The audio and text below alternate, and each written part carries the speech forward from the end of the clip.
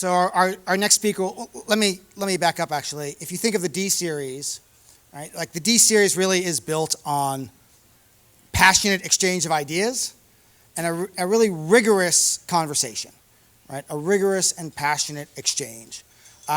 Given that, our next speaker, Akua Woolbright, yeah, she's fitting right in, right? So she's in the place where she belongs here in this room. I'm so glad that she's joined us now.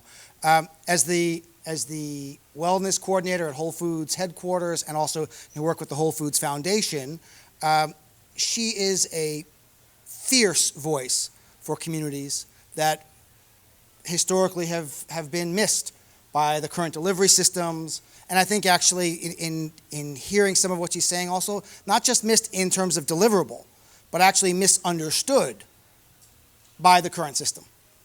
And I look forward to hearing what she's going to challenge us with tonight. Dr. Akua Woolbright.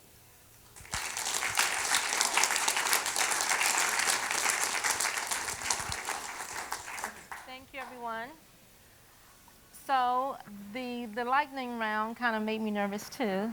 I don't normally have notes, but I'm going to really rely on my notes tonight because I tend to be very long-winded, and we don't want to be here for another hour and a half just listening to me speak, so I'm going to try to keep myself really honest. So I am just going to share some really rapid-fire information about my background, the work that I'm engaged in, and some observations that have come from that work. A lot of that you will be already familiar with, but I'm just going to share some of my stories and observations. So we're all here for the same reason, to explore the possibility of creating a systematic approach for reducing diabetes. I'm excited to be back in this type of space because, frankly, I intentionally abandoned systematic approaches to addressing chronic disease over a decade ago. Now, granted, the national government, public health, academic, and policy work I was involved in wasn't this. Conversations and interventions that come out of some of those spaces, to me, felt too restrictive and constrictive. Even when I'm in the most progressive, thought-forward settings, I still sometimes feel like something is missing. The ideas and recommendations that come forth can be so high-level and top-down that they are disconnected from how everyday people communicate, connect, emote, share information, feel inspired, and receive and adopt new ideas. The work must be intuitive, emotional, and real. I believe that our best approaches come not just from the head space, but also from a knowing, heart, or soul space. To get there, it helps to have shared life experiences. In the absence of that, we can easily misread what people know, how they feel, and what they can do. We might assume they don't have certain goals or know how to set them, that they don't feel inspired or know how to frame success. But is it them or is it us? We might have to examine our biases, our models, and our research to tap into them and help them to identify these things within themselves. When you are part of a community, there is a certain familiarity, comfortability, and lens that influence our work. When it is us working with and for us, there is sometimes a different interpretation of the barriers, problems, and potential solutions. When I first started my work in Detroit with Whole Foods Market and Whole Cities Foundation about 8 years ago, I was cautioned that a plant-based message would not work there. I was informed that the city was too impoverished and that the people were too lacking in personal and community resources to adopt major lifestyle changes. I quickly learned that Detroit residents are not their circumstances. People are strong, resourceful, smart, determined, resistant, resilient. The people who came to my classes already had advanced knowledge of a whole foods, plant-based lifestyle, supplements, natural remedies, superfoods, gardening, and food myths.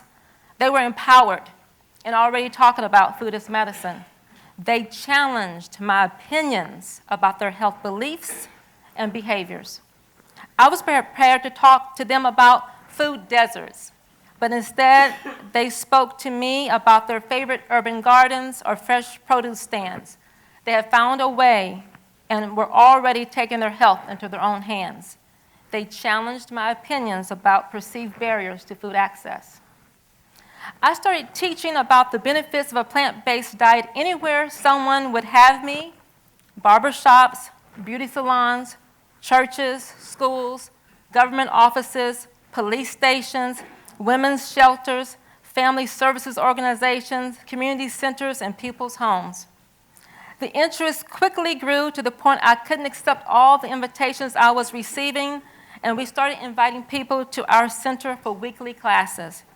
Our location holds 110 people, and we had to start offering some classes multiple times a week to accommodate everyone.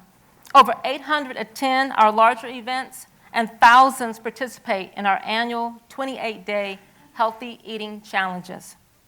Classes cover a wide variety of health and wellness topics, such as the myths about protein, dairy, and fats, a completely different way to read food labels, the potential dangers and benefits of nutritional supplements, superfoods, the biological mechanisms behind food cravings and how to turn them off, how to stop dieting and start eating, replacing traditional breakfast foods with beans, greens, and other nutrient-dense options, how to stabilize blood sugar, selecting quality meats and seafood, eating on a budget, fermented foods, sprouted grains, making a lifestyle plan that sticks, nutrigenomics, epigenetics, functional medicine, herbal and natural healing, healthy weight loss, constructing a healthy plate, and a wide variety of cooking demonstrations and hands-on cooking classes. Our mantra is whole foods, plant strong. And we teach people how to use food to nourish, heal, rejuvenate, and repair the body, our systems, organs, cells, and DNA. But not only by eating more produce, but also focusing on the vibrant rainbow of colors in plant-based foods and adding in some natural supplements, superfoods, herbs, and spices. Then our food becomes micronutrient dense. It's like we're supplying our bodies with our very own Navy SEALs or disease assassins. Our food becomes medicine. We recently launched a 5-week intensive culinary certificate program so community leaders can learn to teach cooking classes to their own groups. I can't go everywhere and be everything to everybody. We are launching a nutrition certificate program in the fall where I am also turning over my entire nutrition curriculum to the community. Weekly classes have expanded to Chicago and Newark, and we have periodic classes in other cities across the country. Now, each of these cities do not have the same level of preparedness as Detroit, so the work does look different from city to city.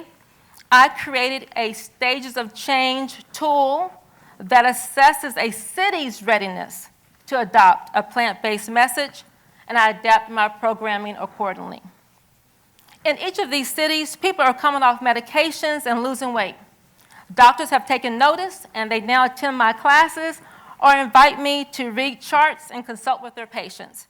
I provide nutrition training to medical students at 2 universities and teach non-traditional nutrition classes to dietitians at a 3rd institution. Yet, after all of this success, I still receive pushback from individuals in public health and healthcare who will not accept the fact that people can make major lifestyle changes. I have been told that since those people are not compliant with their daily pill regimen, routine doctor's visits, and annual exams, they could not possibly adopt such major lifestyle changes. That may or may not be true, but it's not up to us to decide. It is our job to tell people the truth about certain foods' ability to either harm or heal the body, and to then try to inspire them and support them in whichever changes they desire to make. We know the issues are multifaceted, but I believe one of the reasons we're not making enough progress in this area is because our recommendations don't go far enough. we don't believe. We may not want to change. Our recommendations are often limited by what we believe we can do, and we then impose that on what we believe others can do. I believe that people want something different. People are ready for us to go beyond a watered-down message of portion control, eating everything in moderation, simply eat more fruits and vegetables, drink more water, get more sleep, to more specific messages and recommendations that empower them to take full control of their health. One of my colleagues says that people are ready to become their own doctors. They want specific and detailed information about how to improve their health. They want to heal, but they need support. They're not getting enough time and information from their doctors. We, all of us here, are trying to fill that gap. We offer the good news that a life without meds is possible, even if sometimes it seems to be the norm. At my center, we offer a combined approach that emphasizes three things: information, inspiration, and support. We provide the latest evidence-based scientific evidence for disease prevention and control from both within traditional and alternative modalities. We seek to be the go-to place for sound nutrition advice. That's the information. We host fun, dynamic events with music blasting, t-shirt tosses, comedians, rap artists, block parties, DJs, great food. People are running across the stage, giveaways, and energetic motivational speakers. Inspiration. We offer upbeat weekly nutrition, culinary, and wellness classes. That's the support, ongoing support. It is a little less like Catholic Mass and a lot more like Black Baptist Church. There is some structure about when things will happen during this programming, but in between all of the structure, we go a little bit off rails, and then there's some magic. People line up for up to 3 hours for what they have coined a Dr. Akua production. And it's true, they will, and it's cold in Detroit, in the snow. And you really don't see that anywhere on a consistent basis for a medical talk or a plant-based discussion. We're off script, we're having fun, and we're inspiring change. So what does all of that mean for us and our work? How does any of that inform our goal of a systematic approach? I don't know. I said all of that, but I really don't know. But I do believe that we should continue looking to the people we serve for the answers.